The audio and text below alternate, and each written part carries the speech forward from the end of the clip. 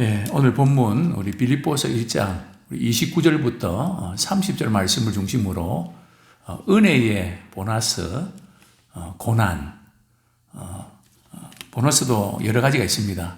예, 은혜의 보너스가 고난이라는 겁니다. 신자든 불신자든 참 고난을 피하고 싶은데 고난을 피할 재간이 없습니다. 누구에게나 또 느닷없이 또 서서히 우리에게 다가오곤 합니다.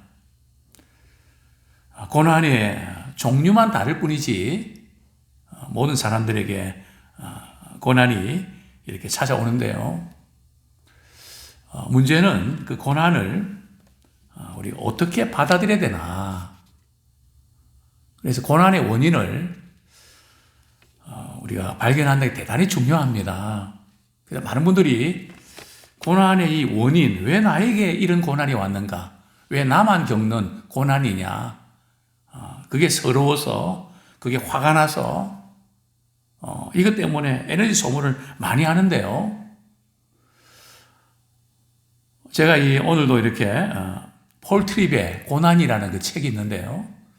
그 책을 또다시 한번 이렇게 보면서, 고난의 원인이 뭔가 다시 한번 좀 정립을 하게 됐는데요. 제가 성경적으로 이렇게 볼 때에 이 고난의 원인은 크게 네 가지입니다. 첫 번째 원인은 인간이 범죄함으로 고난이 찾아왔습니다. 인간이 타락함으로 고난이 온 것이 사실입니다. 질병도 죽음도 고난 때문에 분명히 왔죠. 또 예수님께서 이렇게 가나마도 현장에 잡힌 여인을 향해서 나도 너를 정죄하지 않는다고 말씀하시면서 다시는 죄를 짓지 마라. 이런 이제 말씀도 하셨는데요. 문제는 우리가 이 고난이 다가왔을 때 우리는 너무 이렇게 죄 문제에만 국한시킨 경향이 있다는 겁니다. 욥의 친구들이 그랬죠. 너가 이런 지금 고난 당하는 것은 너가 지은 죄 때문이야. 그러니까 욥이 화가 나서 말이죠. 야, 나만 죄 지었냐? 그래도 너희들보다 낫다. 그러니까 욥의 친구들이 말이죠. 너는 죄를 안 지을지 모르지만 너의 자녀들이 죄를 지어서 그렇다. 이제 그렇게 그것 때문에 막 그냥 굉장히 이제 입씨름을 하지 않습니까?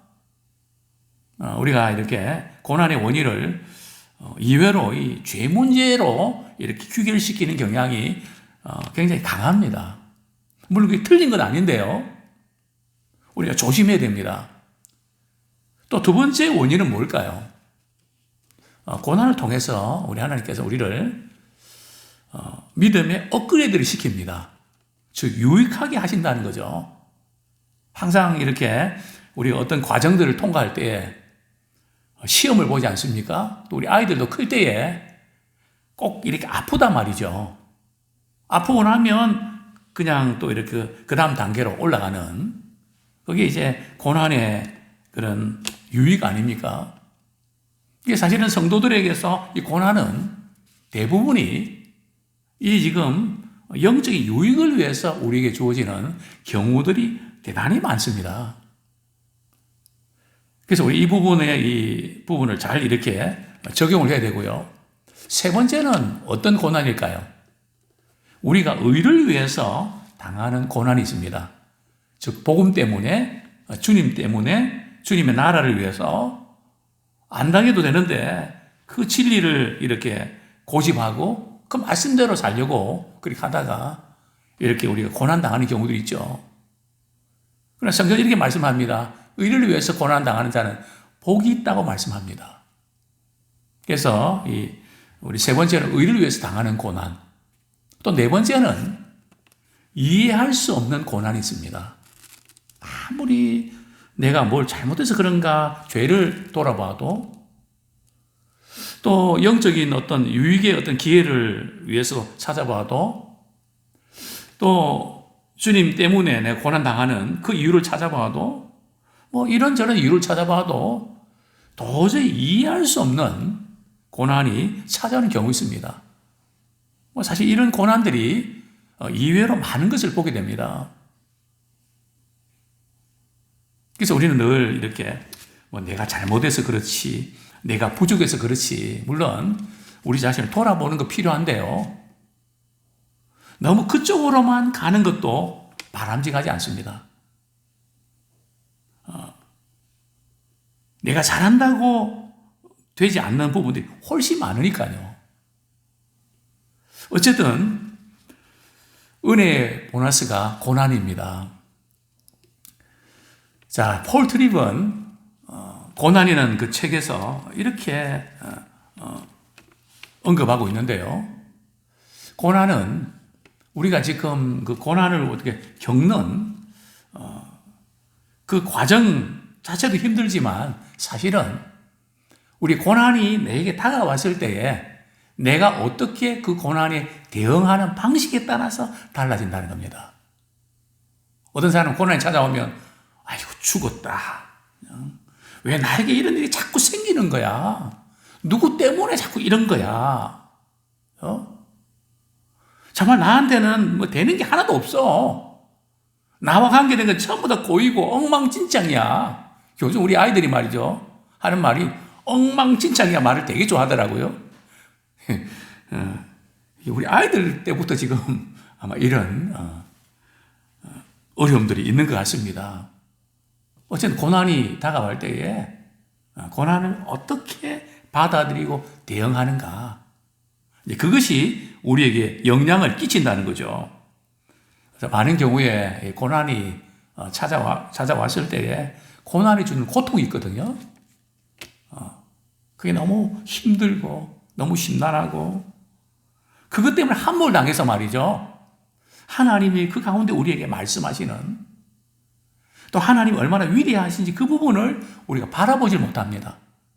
그래서 우리는 어떤 고난 앞에서도 우리가 함몰당하지 말고 그래서 그 고난이 왜 왔는가도 우리가 진단해야 되지만은 고난을 통해서 하나님께서 내게 무엇을 교훈하시는지 그래서 우리 이 고난을 통해서 영적으로 유익을 얻는 기회로 삼기를 원합니다.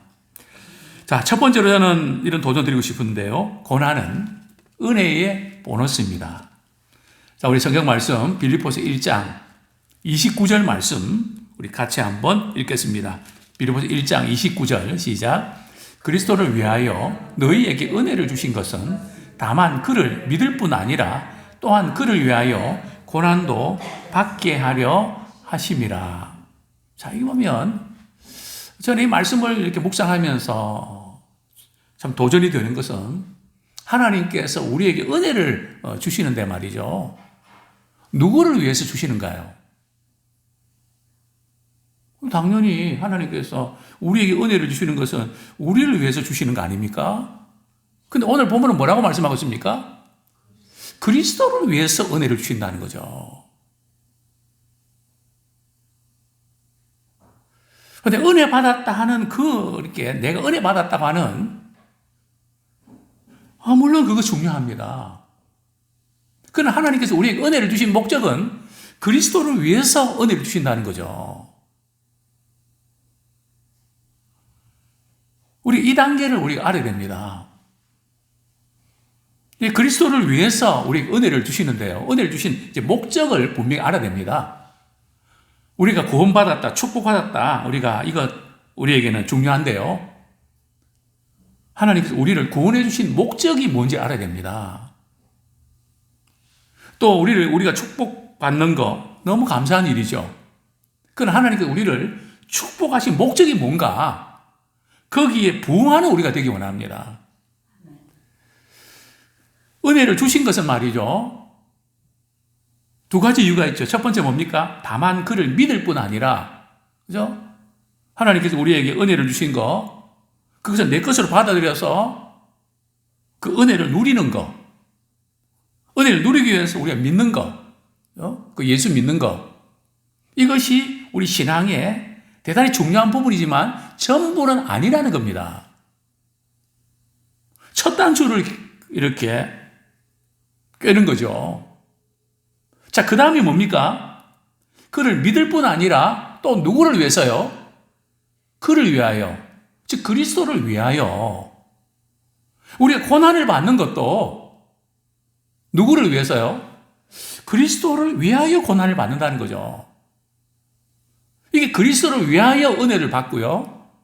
또 그리스도를 위하여 고난을 받는 거, 이게 연결되어 있다는 겁니다. 근데 우리는 그리스도를 위해서 은혜 받는 것도 아니고 그냥 나를 위해서 은혜 받고, 그러니까 고난 받는 거는 싫은 겁니다. 은혜 받는 것은 좋은데 고난 받는 것은 싫은 겁니다. 물론 고난을 좋아하는 사람이 어디 있을까요? 저는 연세 드신 우리 권사님들 이렇게 오랫동안 섬기면서 참 나이 드신 분들이 늘 이제 말씀하시는 부분들이 참 은혜 받은 거, 내가 이렇게 은혜 받은 거에 대해서 참 그걸 갚지 못하면 참 이게 폐가 된다. 그래서 이 은혜를 뭘로 갚습니까? 이 은혜를 어떻게 갚습니까? 그런 표현을 많이 쓰십니다. 그래서 받은 은혜 보답하기 위해서 내가 뭔가를 해야 될 텐데, 뭐 그런 의미겠죠. 그래서 우리가 그리스도를 위해서 우리가 은혜를 받았는데요. 또 그리스도를 위해서 고난도 받게 되어 있다는 겁니다. 근데 재밌는 그 표현은 말이죠. 고난도 받게 하려 하심이라. 여기 또 은혜를 주신 것은 여기 주셨다. 또 고난도 받게 하려 하심이라. 이 부분 보면 은혜와 고난이 연결되어 있다는 겁니다. 고난을 받는다는 표현이 은혜를 받는, 그것의 명사가 동사로 이렇게 된 겁니다. 그래서 그리스도를 위해서 고난을 받는 것이 그거 역시 은혜라는 거죠. 사도들은 복음 전하다가 감옥에 갇힐 때 그들은 이렇게 고백합니다. 자신들이 뭔데 그리스도를 위해서 능력받는 그런 것에 합당한 자로 여김받는 그 자체에 감사하는, 즉 고난받는 그것이 도대체 우리가 무슨 가치가 있다고 우리가 이렇게 주님 때문에 고난받을 만한 그런 위치에 있는가? 근데 그것 때문에 오히려 감사했습니다. 또 성경은 말씀합니다. 그냥 신앙생활을 대충 하면 고난이 별로 없습니다. 그러나 물론 경건하게 살려고 하면, 주의 말씀에 순종하려고 하면 할수록 고난이 찾아옵니다. 참 희한하죠? 믿음 생활 그냥 적당하게 하고 그냥 습관적으로 하면 문제 없습니다. 그래, 이제 정말 주님의 기쁘신 뜻대로 살아봐야지. 먼저 그의 나라와 의를 구하면서 살아봐야지. 꼭 그런 마음을 가지면 무슨 일이 터지죠. 생각지 않은 문제가 생기죠. 그럴 때 우리는 낙심하거나 좌절하지 말고 그것이 은혜인 것을 우리가 알고 그것을 우리가 잘 통과하는 우리 모두가 되기를 축원합니다. 정말 고난은, 우리 신자들에게서 사실은 고난은 죄악으로부터 오는 경우들은 드물고요. 대부분이 우리 이 과정을 통해서 하나님께서 그 다음 단계로 우리를 업그레이드 시키기를 원하시거든요. 하나님이 우리를 대하시는 방식이 사람마다 다릅니다. 근데 우리는 처음 예수 믿고 구원받은 그 첫사랑, 항상 그 상태로 주님을 대하거든요. 우리가 부부도 그렇지 않습니까? 부부 연애할 때에 서로 대하는 거하고 결혼할 때 대하는 거 같습니까? 쏘갔다 할 정도. 완전히 다르죠.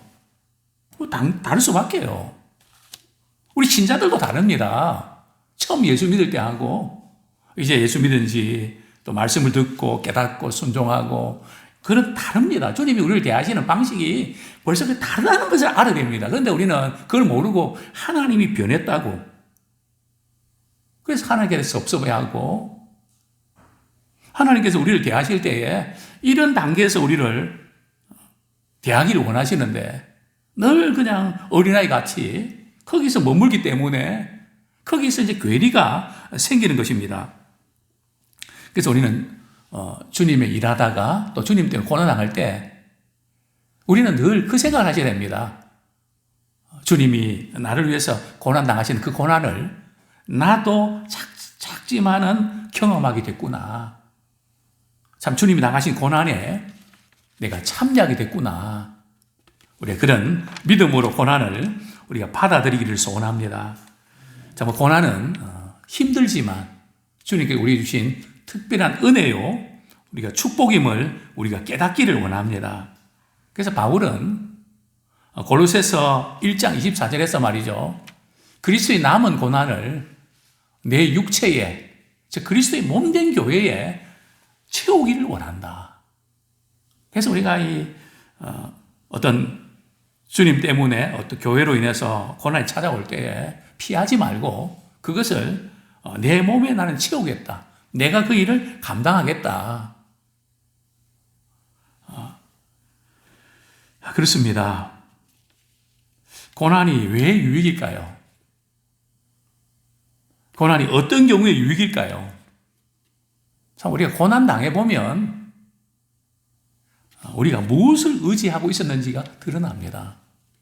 만약에 우리가 생각지 않은 질병으로 인해서 우리 고통당하고 참 그런 아픔이 찾아왔을 때 힘들죠.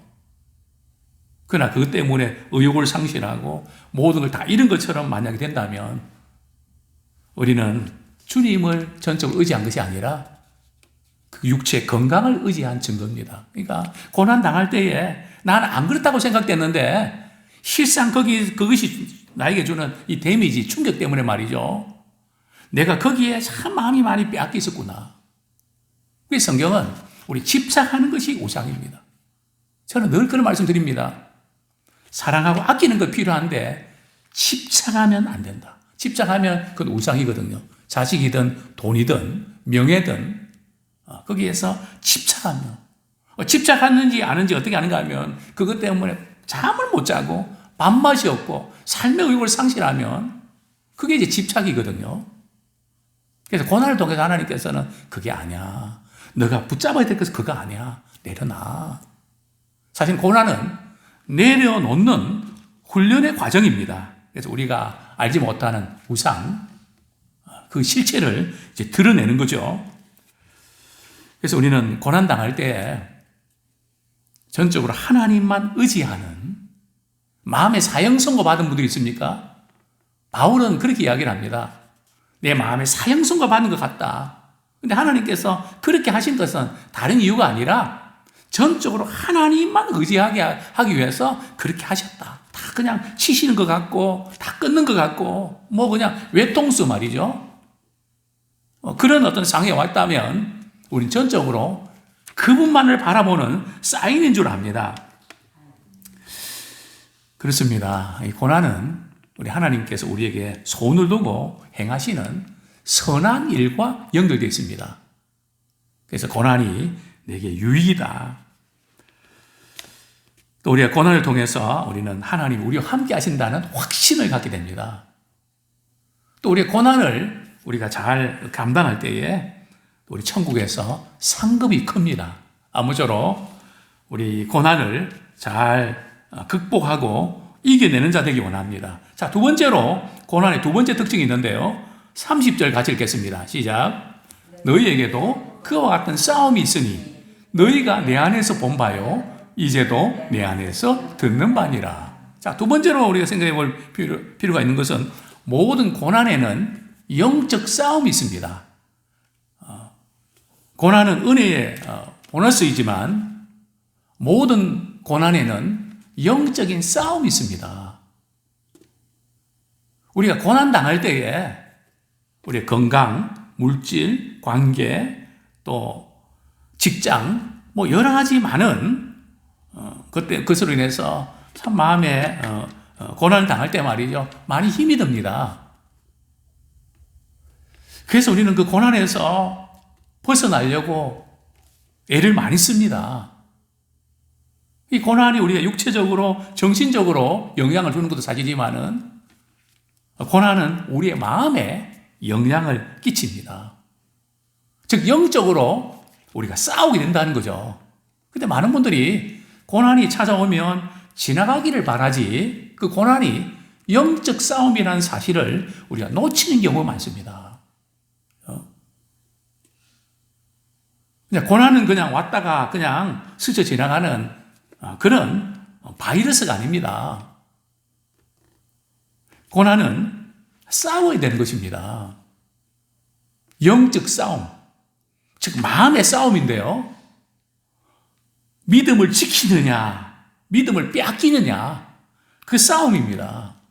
그래서 바울은 내가 복음을 위해서 고난당하는 거 너희들도 보지 않았냐? 또 내 안에서 듣지 않았냐? 나는 복음을 위한 고난에서 나는 영적으로 승리했다. 너희들도 주님 때문에, 복음 때문에 고난당할 때 승리해라. 자, 우리는 이 고난이 말이죠. 왜 왔는가는 거기에 몰두할 것이 아니라 고난 가운데서도 이기는 자 되기 원합니다. 제가 볼 때는 너무 우리 그리스도인들이 고난이 오기 전에 두려워합니다. 이런 일이 생기면 어떡하지? 왜 나에게 이런 일이 생겼어? 물론 그런 일이 생기면 마음이 아프죠. 힘들죠. 그러나 이것을 단순히 어떤 고통으로 바라보지 말고 이 가운데서 마음의 싸움, 영적인 그 싸움을 통해서 이기는 자 되기 원합니다. 자꾸 피하려고 하지 말고요. 고난은 이기라고 주시는 것이지 방하라고 주신 게 아닙니다. 이제 더 이상 우리가 고난 때문에 우리가 방하지 말고 고난과의 맞부딪혀서 우리가 싸워서 이기는 자 되기 원합니다. 우리 요한계시록 우리 한 구절 읽고 말씀을 정리하겠습니다.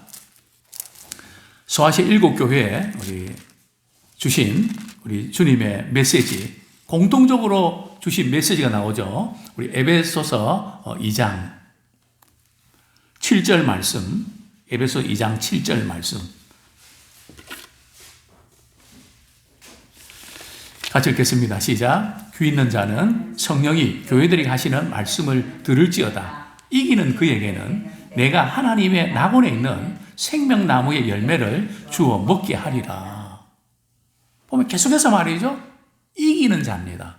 우리 주님 다시 오실 때, 우리 주님의 심판대 앞에 섰을 때 말이죠. 주님이 우리에게 보시는 것은 우리의 믿음은 기본이고요. 심판할 때는 우리 믿음의 사람들의 심판은 뭘 가지고 하나요? 우리 요한 계시록의 소아시 7교회에 주시는 메시지를 보면 내가 내 행위를 아노니, 즉 믿음의 행위에 따라 심판한단 말이죠. 그래서 우리는 이기는 자가 되어야 됩니다. 그냥 지고 패배하고 그런 자가 아니라 여기 이기는 자가 생명나무의 열매를 주워 먹게 하리라. 계속해서 이기는 자 아닙니까? 그렇습니다. 저는 늘 그런 것을 봅니다. 오히려 세상을 살아갈 때에 어떤 문제에 부딪히면 그 문제를 해결하기 위해서 생각을 많이 하고 해결하려고 합니다. 그러나 신앙의 문제는 미리 손을 놔버립니다. 제가 늘 우리 직장인들에게도 그런 부탁을 합니다. 시간 스케줄 이런 것들이 좀 맞지 않은 어려울 때에 난 이래서 못한다 그렇게만 제끼지 말고, 주님 제가 이 일을 이렇게 꼭 하고 싶은데 시간 스케줄 이런 부분이 이게 맞지 않아서 어렵습니다. 주님 이것을 할 수 있도록 제게 은혜 주십시오. 근데 그 가운데서 하나님께서 또 일하실 때에 도저히 할 수 없었는데 하게 하십니다. 근데 우리는 아예 말이죠. 이런 이야기 있지 않습니까? 목장 모임 있는데, 집사님, 이번 주에 목장 모임에 꼭 오세요. 그러면, 제가 목장 꼭 참석하겠습니다. 이렇게 될 텐데, 별일 없으면 제가 목장 모임 참석할게요. 별일을 만들려고 하는 것 같아요. 신앙생활은 그렇게 하는 게 아니거든요. 별일이 있더라도 그 일을 위해서 기도하면서 그걸 해보려고 말이죠. 몸부림치면서 우리가 사랑하는 사람 만날 때 시간이 있어서 만납니까? 아니잖아요. 사랑하기 때문에 어쩌든지 부모가 그냥 만나지 말라 그래도 그냥 시간 만들어 갖고 말이죠. 그렇게 하지 않아요. 왜냐하면 사랑하니까. 우리 주님 사랑하는데 별일 없으면 제가 갈게요. 그럽니까? 아니잖아요. 저는 지금도 기억합니다. 이전에 몇 번 말씀드렸지만 엑스포로 74 서울에 빌리감 집회 있을 때 제가 그때 한 170명 정도 우리 중고등부 거기 학생 회장이었는데요. 제가 꼭 가야 되는데 폐병으로 말이죠. 도저히 갈 수 없는 상황이었습니다. 너무 가고 싶었습니다. 저는 저녁마다 기도해서 하나님, 제가 회장인데 또 엑스포로 74에 제가 꼭 가서 은혜 받고 싶습니다. 제가 못 가니까 마음이 아픕니다. 제가 못 가는 이유는 이 폐병으로 인해서 장기 치료 받아야 되는데 갈 수 없습니다. 갈 수 있는 방법은 주님이 저를 고쳐주셔야 됩니다. 주님, 저희 숨 쉴 때 너무 힘든 거 고쳐주세요. 고쳐주세요.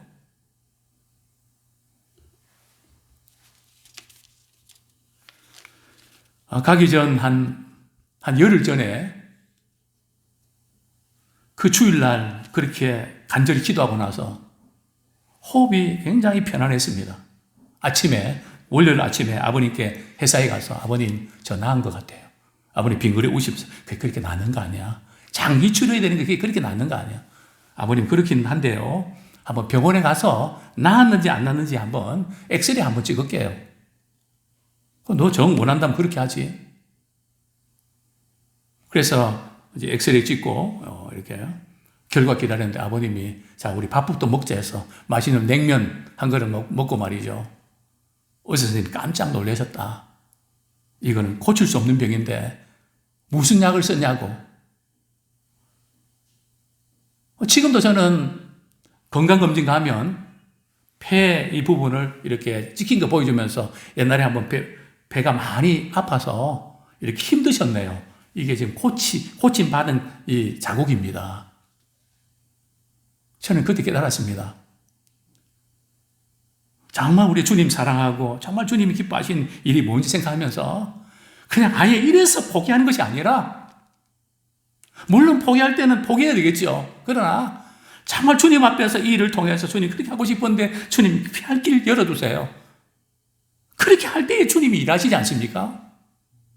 아무쪼 우리는 이 고난 가운데 승리하는 자 되기 원합니다. 은혜의 보너스가 바로 고난입니다. 고난은 영적 싸움이지만 우리 힘으로는 피할 수밖에 없지만 주님이 함께 하심으로 우리는 믿음으로 이기는 자 되기 원합니다. 그래서 주님을 나타내기를 원합니다.